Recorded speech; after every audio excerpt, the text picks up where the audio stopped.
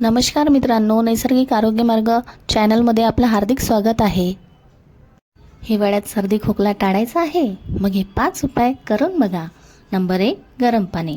दिवसाला 6 ते 8 ग्लास गरम पाणी प्या, त्यामुळे शरीरातील टॉक्सिन्स कमी होतात। नंबर 2, हळदीचं दूध किंवा काढा। रोज एकदा हळदीचं दूध किंवा घरगुती काढा प्या, त्यामुळे इम्युनिटी पटकन वाढते। नंबर 3, गरम जेवण। थंड पदार्थ टाळा, सूप, लसूण, आलं यांचा आहारात वापर करा। नंबर 4, सूर्यप्रकाश। सकाळी 10 ते 15 मिनिटं सूर्यप्रकाशात बसा, त्यामुळे विटॅमिन डी मिळते आणि इम्युनिटीसाठी अत्यंत महत्त्वाचं आहे। नंबर 5, झोप आणि व्यायाम। दररोज 20 मिनिटं चाला किंवा योगा करा। 7 ते 8 तास झोप घ्या।